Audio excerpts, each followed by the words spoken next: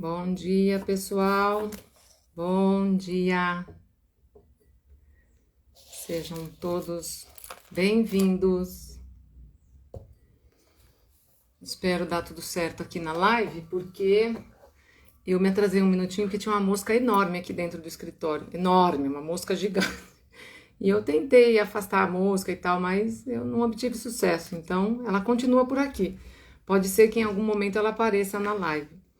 Boa tarde, Fê. Mônica, bem-vinda, querida, bem-vinda. Bem-vindo todos. Lembrando, se você está chegando para a live, clica nos coraçõezinhos, porque daí o Instagram mostra a live para um número maior de pessoas, né? Isso me ajuda aqui a escola. Nós já vamos começar. A live de hoje tem como objetivo falar um pouquinho sobre não é um estudo, né? Não é um aprendizado, mas falar sobre a importância de textos como o Yoga Sutras de Patanjali e Bhagavad Gita. São talvez os textos mais conhecidos, né? Mais famosos do yoga, e talvez também os mais estudados, e falar um pouquinho sobre por que a gente estuda isso, qual é o objetivo de se estudar esses textos um pouco mais a fundo, né? Então é sobre isso que eu vou falar hoje, dar uma ideia de quais são esses textos, né? O que eles trazem de importante e como é que isso pode auxiliar tanto alguém que gosta, que curte yoga, quanto alguém que está se tornando instrutor ou já é professor de yoga, né? Já é. Por que estudar isso? Por que estudar um pouco mais sobre. Opa. Por que estudar um pouco mais sobre isso? Então é esse que é o objetivo dessa live. Se vocês quiserem, né, deixar seus comentários enquanto eu estou falando, por favor, fiquem à vontade. Eu gosto muito disso. Eu gosto muito de fazer as lives porque elas permitem essa interação, essa troca, né, de informações e de interação mesmo com as pessoas. Então, gosto muito de fazer as lives justamente porque a gente pode participar de algum jeito. Luan, bom dia, namastê, bem-vindo, querido. Então, vamos lá, vamos falar um pouquinho sobre por que textos, assim como, por exemplo, Yoga Sutras e Bhagavad Gita são importantes para o yoga. Você consegue imaginar alguém que vai estudar, por exemplo, arquitetura na faculdade, vai fazer a faculdade de arquitetura, vai se tornar um arquiteto, mas não estuda, não tem conhecimento, nunca ouviu falar da arquitetura grega, greco-romana, nunca ouviu falar sobre o Coliseu. Isso não existe, é impossível isso. Alguém que se predispõe a estudar a arquitetura vai precisar conhecer a arquitetura ao longo da história da humanidade. Porque existe um processo evolutivo. Por que hoje nós não construímos mais as nossas casas como elas eram construídas há milhares de anos atrás, como, por exemplo, os gregos, ou até os egípcios, ou até mesmo os indianos, né?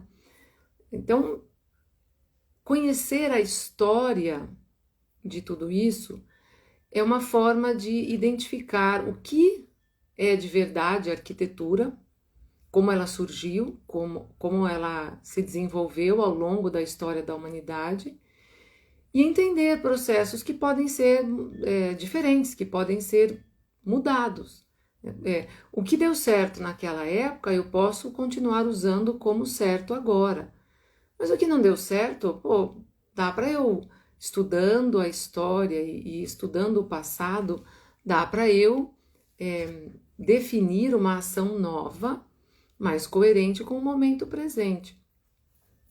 Então, é importante estudar esses textos, pelo menos um pouquinho, pelo menos uma leitura que traga o conhecimento deles, porque Isso é história. Então, no caso agora falando dos textos do yoga, isso é a história do yoga, isso é o desenvolvimento da humanidade através desse conhecimento, e é o desenvolvimento desse conhecimento no processo da humanidade. As duas coisas caminharam juntas. Nós somos pessoas completamente diferentes das pessoas que trouxeram, né, esses textos, fizeram esses textos surgirem, quer seja através da prática, quer seja na escrita mesmo desses textos. Nós somos completamente diferentes dele, a humanidade é diferente e o processo também é diferente. Né? Então, conhecer isso faz parte do estudo da verdade sobre tudo isso. Quem conhece melhor os Yoga Sutras de Patanjali, Bhagavad Gita, ou outros textos também, vamos falar só esses dois. Por exemplo, quem estuda Vedanta, estuda outros textos, Bhagavad Gita também, mas estuda outros textos também, diferentes do Yoga Sutra. Mas são textos muito antigos, são textos, ainda que tenham sido escritos há, sei lá, 500 anos atrás, eles trazem um conhecimento milenar. É um conhecimento que era estudado, interpretado, filosofado há milhares de anos. Então não é uma coisa assim, tipo, um dia Patanjali acordou e falou: tive um insight, vou escrever os Yoga Sutras de Patanjali, vou me tornar um dos mestres mais conhecidos do yoga. Não. Ele vinha de um processo de estudo e de prática de todo esse conhecimento, de estudo, por exemplo, a Bhagavad Gita é um texto anterior ao Sutra de Patanjali. Então, ele já estudava isso, talvez até nem como texto mesmo, mas só como história, né, contada de mestre para discípulo. Então, veja como que estudo é importante, né? Conhecer o que foi que levou o Patanjali a escrever esse Yoga Sutra. Por que ele escreveu? Ele acordou e teve um insight? Não, não foi. Então, mas por que foi que ele escreveu, né? Então, é fundamental conhecer um pouco mais sobre essas obras. Quanto eu preciso conhecer, Jaque? Depende do seu objetivo. Qual é a sua meta? Onde você quer chegar com esse... O que você quer extrair desse texto? Você quer tornar esse texto uma ferramenta de trabalho para você? Era o que eu queria. Eu queria que textos como Yoga Sutras de Patanjali, Hatha Yoga Pradipika, Bhagavad Gita se tornassem ferramentas de trabalho para mim. Então, eu me debrucei sobre os textos e estudei a fundo. Fiz cursos, fiz leituras, várias interpretações de diferentes autores, mas é porque eu queria usar esse conhecimento como ferramenta de trabalho. Mas se você quer só conhecer um pouco mais para trazer esse conhecimento para a sua prática pessoal, talvez uma leitura bem comentada, alguns vídeos no YouTube podem te ajudar.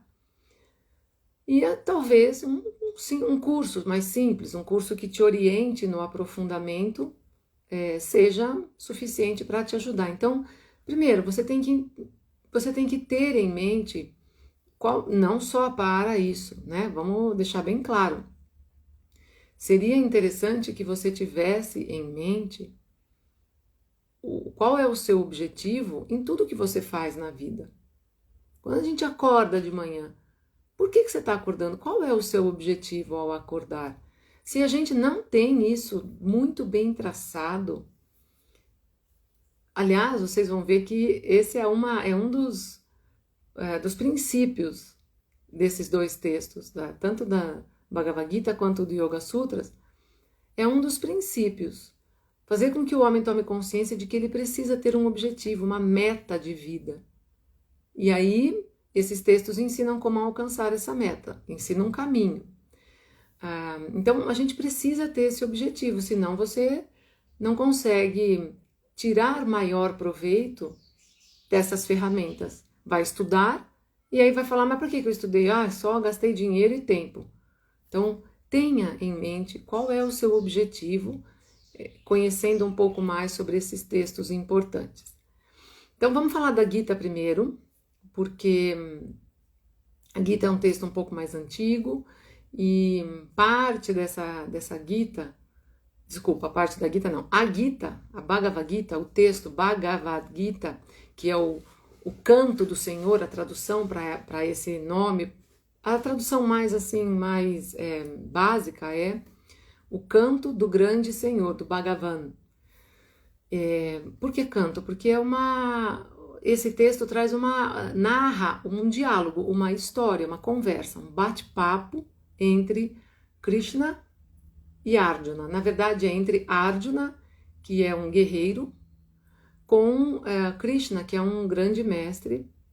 E não vou ficar falando muito sobre isso, mas tentar explicar para vocês por que esse texto se tornou tão importante para quem estuda yoga, né? Principalmente para quem estuda yoga. Então, esse texto, Bhagavad Gita, faz parte de um outro texto épico muito maior que se chama Mahabharata. Esse texto épico, ele conta a história de uma dinastia durante, se eu não me engano, são 4 gerações que são narradas, né? É a história de 4 gerações dessa dinastia de Bharata. Maha é o grande, Bharata é o nome de um rei, e Bharata também é tido como é o nome dado para essa dinastia, para esse reinado, para essa era, né? E então esse texto épico descreve essa história.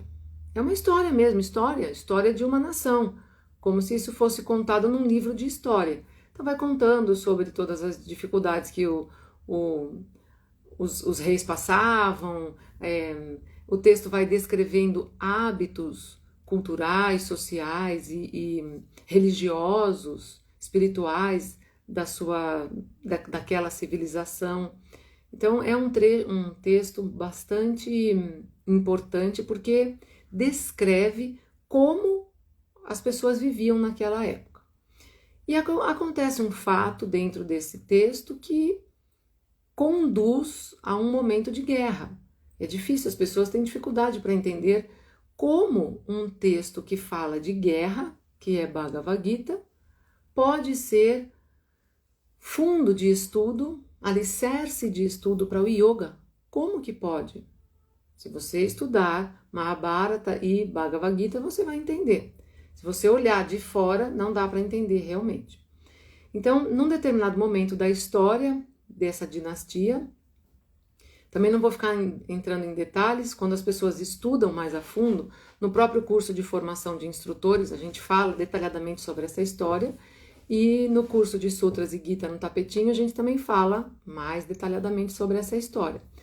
E aí você passa a entender melhor. Mas isso não é difícil, existem vídeos no YouTube para você, não precisa fazer curso. Você pode no YouTube encontrar vídeos grátis aí falando sobre o que é essa história do Mahabharata. Então, num determinado momento, dentro dessa história, uma guerra se torna inevitável, porque 2 clãs de primos, filhos de irmãos. Então, os filhos de um cara e os filhos de outro cara, que são irmãos, decidem brigar, lutar por um reinado. Porém, não é uma guerra assim injusta, não é uma guerra simplesmente pela tomada do poder. Na verdade, é uma guerra que se torna inevitável depois de quase 30 anos tentando a manutenção da ordem de forma pacífica. Ela não foi possível, chega um momento em que, bom, então agora vocês não vão mais bagunçar aqui no nosso reinado, chega. Agora nós vamos ter que partir para a guerra mesmo, não vai ter jeito. Então a guerra nesse momento se torna inevitável pelas circunstâncias. E a guerra é descrita no Bhagavad Gita. Não só a guerra, mas principalmente o diálogo entre Arjuna, que é o guerreiro, o mais nobre, sábio e forte guerreiro de um dos clãs, de uma das famílias, com Krishna. Krishna é o próprio Senhor manifestado. e ele é considerado um grande sábio, um grande mestre, um grande avatar. E Arjuna reconhecia em Krishna essa figura de poder. Então ele solicitou que Krishna fosse seu companheiro de batalha. E aí, nessa narrativa da Bhagavad Gita, muitas coisas se misturam. O processo histórico, porque esta guerra realmente existiu. Tem um processo mítico, porque seres poderosos, como o próprio Arjuna, que era um guerreiro que tinha poderes muito superiores aos outros guerreiros, simplesmente porque ele treinava o seu corpo físico, mas também treinava a sua mente, seu intelecto e o seu espírito. Tudo estava alinhado nele, então os poderes que Arjuna apresentavam era diferente dos outros. Outros guerreiros não tinham o mesmo poder que ele, e também que seus irmãos.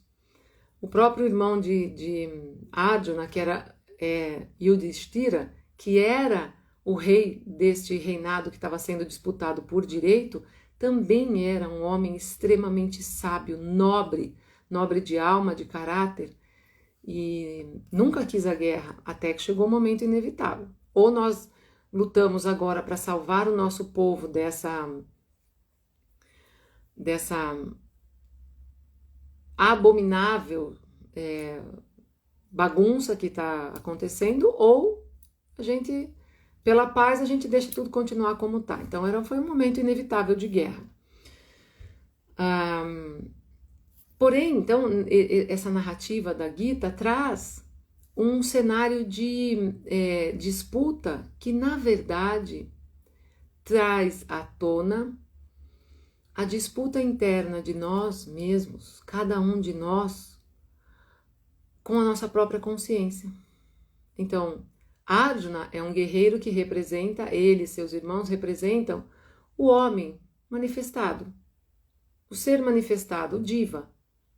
Eles representam aquilo que eu estou manifestando aqui nesse plano físico. E Krishna é a consciência divina, aquilo que eu precisaria manifestar nesse momento. Krishna, inclusive, se você procurar imagens da Bhagavad Gita na internet, você vai ver que ele está comandando a carruagem que leva Arjuna para a guerra. Então, a partir desse momento, Arjuna pede conselhos a Krishna, porque ele sabe que Krishna representa esse infinito poder e essa infinita sabedoria. Então, ele pede conselhos para Krishna, e Krishna começa a falar com ele, a aconselhar. Arjuna vai falando das suas aflições, dos seus medos, e Krishna vai aconselhando, vai orientando. E toda essa conversa trata desse duelo do homem manifestado com a sua consciência. É um duelo constante, é um duelo que nós vivemos no dia a dia, diariamente. A gente vive isso. Então, além de ser um texto histórico, mítico, também é um texto místico. Ele traz coisas emblemáticas, por exemplo, historiadores que leem esse texto não acreditam, mas peraí, esse texto todo, se nós formos computar o tempo de diálogo, deve dar aproximadamente 10 horas de conversa. Você vai querer me dizer que 2 exércitos ficaram parados no campo de batalha, um de frente para o outro, seus soldados lá, prontos com espadas e escudos na mão, esperando essa conversa entre Arjuna e Krishna, que durou 10 horas? Na hora que começou a guerra, eles já estavam cansados. Então, todo esse processo transcende, todo o processo descrito transcende apenas o fato histórico da guerra em si. O propósito desse texto especificamente é conduzir o homem para uma outra reflexão. A reflexão do tipo, qual é o propósito da vida humana? Krishna faz Arjuna refletir sobre isso. Qual é o seu propósito aí? Você tem certeza que você está aí só para guerra? Ou seu propósito é agora questionar o motivo dessa guerra? Então, uma das coisas que esse texto traz é a reflexão sobre isso. Qual é o propósito da vida humana? Nós estamos aqui só para preencher esse planeta de gentes, de bonequinhos andantes? Qual é o propósito? Esse texto vai te orientar com relação ao entendimento disso, ao conhecimento disso. E aí, qual é a meta? Qual é o objetivo de quem está aqui vivendo esse propósito? Que tem que ter um objetivo. Se a vida em si tem um propósito, eu que estou vivendo tenho que ter um propósito, uma meta, um objetivo. E aí, como é que eu faço? O que eu tenho que fazer para conseguir realizar essa meta e esse objetivo? Bhagavad Gita traz todo esse conhecimento. São 724, 718 versos, não me lembro exatamente o número de versos, de quantos versos, né, tem a Gita, falando sobre isso, orientando Arjuna, entre aspas, que não é um texto só para Arjuna, Arjuna é a personagem. Existe até uma grande simbologia identificando todos os personagens do texto, né, da história. Os dois irmãos que deram origem a esses dois clãs que estão em guerra, um deles é cego. Por que será que um rei cego permitiu que tudo isso acontecesse? O que essa cegueira dele representa? Então, existe simbologia mítica em todas as personagens do texto. Então, nessa simbologia, Krishna vai trazendo essas reflexões para Arjuna. Pensa sobre isso, Arjuna.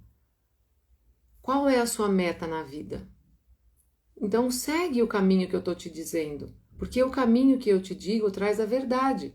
Eu estou te orientando no caminho da verdade. Se você seguir esse caminho, você vai alcançar a meta, a autorrealização do ser. A sua meta. Qual é a sua meta? É essa? Então, você tem que seguir um caminho planejado para alcançar essa meta. E, por fim, entender o que é que o seu propósito de vida, a sua meta, o seu caminho tem a ver com o universo como um todo. Porque nós não estamos aqui só porque nós estamos aqui. Então, o mundo, o universo todo existe por uma causa, um propósito. É fundamental que a gente entenda o que é que a minha meta de vida tem a ver com o universo. O que é esse jogo do universo?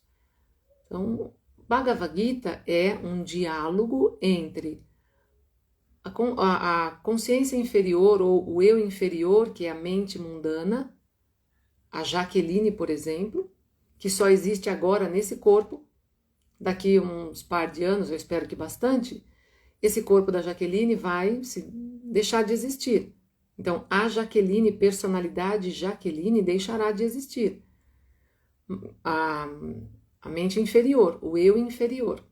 Mas tem uma porção da Jaqueline, que é a consciência superior, a consciência divina, o eu superior, o eu verdadeiro, que vai continuar. Mas não como Jaqueline. Vai continuar como uma outra coisa, que é infinita, é imortal. Não depende desse formato físico. Essa consciência superior está usando esse formato físico e essa personalidade Jaqueline para realizar uma meta de vida agora, nesse momento. Se eu não conheço a meta, se eu não conheço o propósito, se eu não conheço um caminho para alcançar essa meta, estou perdido, estou lenhado e lascado. Né? Todos nós estamos. Então, Bhagavad Gita traz esse conhecimento. Será que é importante estudar isso? Para qualquer pessoa. Não só para quem pratica yoga. Mas, por que é importante para quem pratica yoga, para quem estuda yoga e principalmente para quem é professor de yoga? Porque se você está ensinando uma pessoa a fazer asanas num tapetinho, você não está ensinando prática de atividade física. Se você só está ensinando isso quando estende o seu tapetinho de professor de yoga, você está, como diz, eu vou repetir, eu falo isso em todas as lives, você está fazendo como dizia nosso amado professor Hermógenes, você está descascando a banana, comendo deliciosamente a casca e jogando a fruta fora. A parte mais nutritiva, mais saborosa, mais deliciosa da banana você está descartando. Porque está ensinando só uma atividade física. Yoga é assim, envolve uma prática física do corpo, claro que sim. A própria meditação. Meditação, em tese, envolve uma prática física, porque eu tenho que posicionar meu corpo. É importante, seria bom que eu posicionasse meu corpo de forma bem bonitinha para conseguir, a partir daí, meditar melhor. Então, eu tenho uma prática física que vai servir de base para a minha prática mental e espiritual. Então, a prática de yoga no tapetinho não pode estar limitada às práticas corporais e físicas só. Mas como é que eu vou orientar uma pessoa se eu não conheço? Quais são as orientações que essa tradição me traz para um caminho mais de introspecção, um caminho espiritual, um caminho evolutivo? Se eu não conheço, não tenho como falar para as pessoas. Então, precisa estudar. Estudar esses textos é a forma de ser mais leal, né? É a forma de ser mais coerente com aquilo que você está passando. Então, se você está ensinando yoga, fica estranho você estudar sobre a teoria das energias do Qi, da medicina chinesa lá, Yin e Yang. É a mesma coisa, veja bem, é a mesma coisa. Elas não são diferentes. Mas elas não recebem esse nome dentro da tradição do yoga. É a mesma energia, tem duas polaridades, todo mundo concorda com isso. Mas, né, a linguagem é diferente. Então, quando você estuda os textos desta tradição, a sua linguagem se torna mais coerente com aquilo que você está realmente ensinando. Você está querendo dizer que eu não devo estudar outras coisas? Não. Você deve sim estudar outras coisas, porque o estudo amplia o horizonte, amplia a tua percepção. Quanto mais conhecimentos, né, diferentes você tem, mais amplitude de consciência você tem para o plano físico manifestado. Mas você tem que, preferencialmente, seguir coerente a um caminho. Você costuma ir num médico, ele fala, olha, eu vou te prescrever esse remédio, que é a alopatia, muito bom, isso aqui vai acabar com o problema, e vou escrever esse aqui também, que é fitoterápico, é uma homeopatia. Não, o médico escolhe um caminho, ele escolhe uma linha a seguir, e assim tem que ser por aqui também. Então, estudar Bhagavad Gita, pelo menos um pouco mais, vai nutrir a sua prática pessoal, se você não é instrutor de yoga, mas vai principalmente nutrir a sua base como instrutor de yoga. O mesmo se aplica aos sutras de Patanjali, mesma coisa. Os Yoga Sutras de Patanjali trazem praticamente o mesmo conhecimento que está na Bhagavad Gita, só que de uma forma mais técnica. Porque o Patanjali apresenta, é como se fosse um manual, é um livro técnico mesmo, de verdade. É um livro técnico. Ele fala assim, ó, se você quiser isso, você faz isso. E para fazer isso, você vai encontrar tais dificuldades. Aí, para lidar com essas dificuldades, você faz isso, isso e isso. É um livro técnico. Técnico mesmo. Ele ensina como se fosse um passo a passo para esse processo evolutivo. Qual é o objetivo desse passo a passo que ele indica? O Bhagavad Gita, os Yoga Sutras de Patanjali contém 140 versos, mais ou menos, e tem uma divergência entre números, tanto na Gita quanto nos Sutras, mas é número assim que muda de 2 para mais, 2 para menos só. E esse texto, Yoga Sutra, ele começa com sutras, né? Deixa eu explicar. O sutra é uma frase extremamente sucinta e precisa. Alguns sutras do Patanjali têm 3 palavras só 3 palavras, como o primeiro sutra. Então, já no começo dos sutras, Patanjali, ele diz assim, eu vou apresentar, eis aqui os postulados do yoga. Eis aqui os ensinamentos do yoga. Pronto, ponto. No segundo sutra, ele fala sobre o que é o yoga, Yoga Chitta Vritti Nirodha, que é, assim, resumidamente, é o recolhimento do movimento, do modo de existir da consciência. Então, a consciência existe nesse plano se movimentando para fora. Eu preciso recolher esses movimentos se eu quiser alcançar um determinado objetivo, que é yoga. E aí no Sutra 3, ele diz o seguinte, aí, né, nesse caso, então, aquele que vê, que é o observador ou o percebedor, então, aquele que vê se manifesta em sua forma mais autêntica, natureza, em sua forma ou natureza mais autêntica. Esse é o terceiro sutra. Então ele está falando o seguinte: yoga é um treino, é uma disciplina, é um caminho que te conduz para o recolhimento das experiências que são muito para fora, recolhe para dentro. Ah, então você quer dizer para eu me matar? Não. Ah, então quer dizer que não é para eu existir mais, eu não posso mais dar risada, eu não posso mais comer. Não. Veja bem o que ele diz no terceiro sutra. Dessa forma, então, quando você consegue isso, você manifesta a sua natureza mais autêntica. Qual é a minha natureza mais autêntica? Aquela que é imortal, aquela que não tem começo, meio e fim, aquela que não vai se dissolver quando este corpício maravilhoso deixar de existir, é a minha consciência superior, o meu eu superior, o meu eu verdadeiro, a alma, sei lá, o que você puder, o espírito, dá o nome que quiser para isso. Então, os sutras vai trazer, Patanjali vai trazer nos Yoga Sutras uma série de ensinamentos, primeiro explicando sobre tudo isso. Os sutras explicam muito sobre processos mentais. É um estudo técnico maravilhoso sobre o funcionamento da mente humana. E como nós podemos, a partir do conhecimento dessa mente, mudar padrões mentais, mudar padrões existenciais que nos aproximam cada vez mais da autorrealização do ser.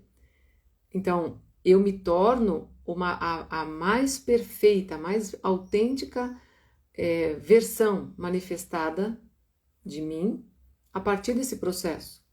Senão eu estou só aqui, ocupando espaço aqui nesse mundo, só.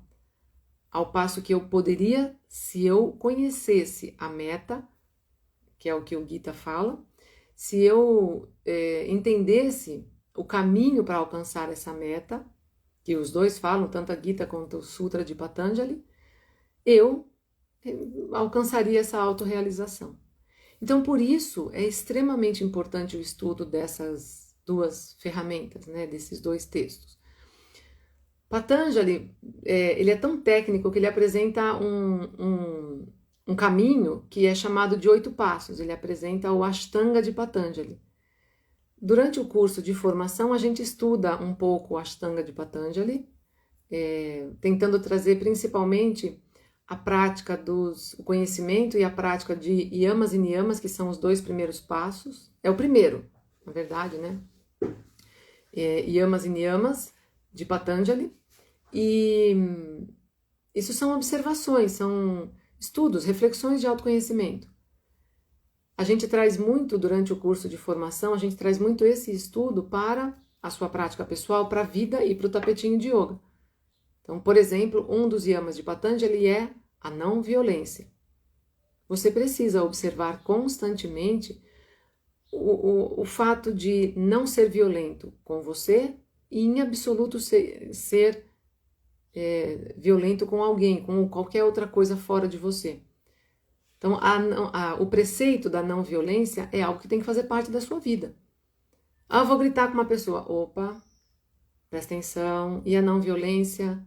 Então, Patanjali ensina isso. Não ensina assim do jeito que eu estou falando, né? Ele só fala o que é a não violência. Se você estabelece a não violência em você, é só a ausência de violência, né? Ou a não violência que se aproxima de você, ao seu redor. Não vai ter violência na sua vida se você define, se você decide ser e agir ancorado na não violência. É só isso que ele fala. O resto você tem que refletir e estabelecer suas ações a partir daí. Por isso é tão importante estudar esses textos. Primeiro porque são textos de profundo autoconhecimento. Yoga é um caminho de autoconhecimento. Segundo, porque são textos que trazem informações e orientação para melhorar cada vez mais a sua própria prática pessoal. E, finalmente, porque são textos que servem de um banquete, é um banquete de conhecimento, de informações para você rechear suas aulas de yoga. Então, alguém que tem o conhecimento de tudo isso pode, quando ele sente alguma coisa acontecendo na aula, ele pinça, ele vai buscar lá na mente dele esse conhecimento, pinça e traz para aquele momento da aula. Um momento em que alguém, sei lá, alguém reclamou de dor. Ai, não dá, eu não vou fazer isso porque isso aqui dói demais. Então, alguém que estudou Bhagavad Gita e Sutras, como professor, ele vai pinçar o conhecimento lá na mente dele, na memória dele vai trazer esse conhecimento para agora, ele vai fazer o link com o momento presente e vai trazer algum ensinamento. Mas você tem que saber, você tem que conhecer. Se não conhece, não consegue nem pensar na memória e nem fazer o link com o momento presente. Por isso é bem importante estudar esses textos. Existem muitos outros, mas eu gosto de repetir que eu me debrucei mais no estudo dos sutras e Bhagavad Gita, também porque não dá, a gente não consegue estudar todos esses textos ao mesmo tempo. Então eu me debrucei por anos nos estudos de Gita e Sutras. Talvez agora eu comece a estudar outros textos também, porque agora eu já estudei, eu continuo sempre estudando esses textos, não tem como a gente parar, porque cada vez que você faz a leitura, cada vez que você medita sobre alguma parte deles, um insight novo vem. Eu sou uma nova pessoa, nesse momento eu sou diferente da Jaque de ontem.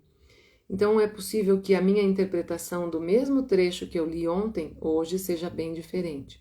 E tá tudo certo, é assim mesmo que deve ser. Então, a gente vive constantemente estudando isso. Talvez daqui para frente eu estude outros textos também, porque eu gosto muito.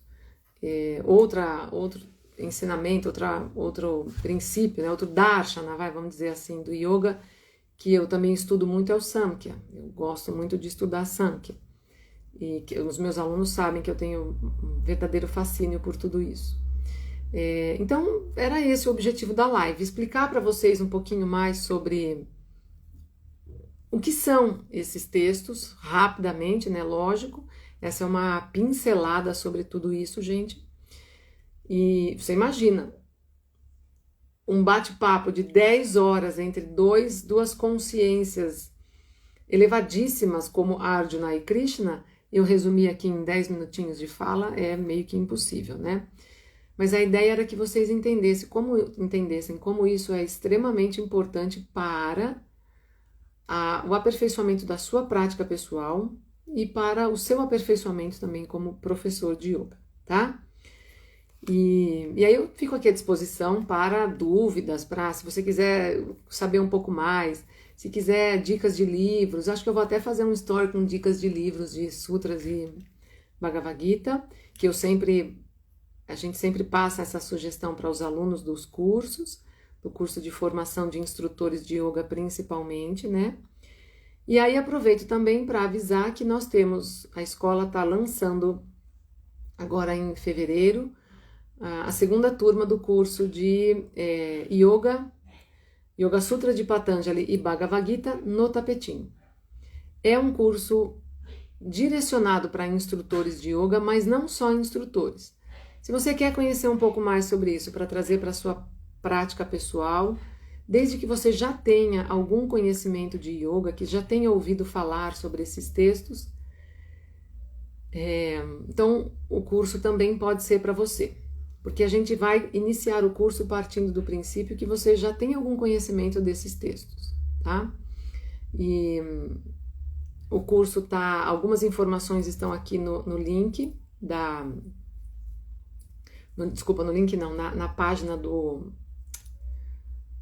Instagram, aqui tem uma publicação falando sobre o curso e tem alguma coisa também, acho que no Linktree, tá bem? Então é isso. Eu espero que tenha trazido um pouco de luz e entendimento sobre esses textos. Eles são bem diferentes em suas estruturas, mas não são Yoga Sutras de Patanjali e Bhagavad Gita, não são textos diferentes em seu conteúdo. Eles são diferentes nas suas estruturas e na forma de apresentação. Mas o conteúdo é sobre a vida humana, a natureza humana se realizando nesse plano manifestado. E é isso, tá bem? Espero que vocês tenham gostado. Agradeço imensamente a participação de vocês aqui na live. E semana que vem tem live novamente, tá bom?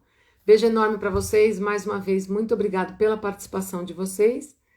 E a live fica salva aqui agora no perfil, tá? Se vocês quiserem assistir depois e se puderem, deixa lá seu comentário e compartilha a live com alguém que você sabe que também pode curtir esse conteúdo. Beijo para vocês. Namastê. Até a próxima, até a semana que vem. Segunda-feira da semana que vem, 6:30 da manhã, tem Sadhana Espiritual. Beijo para todos.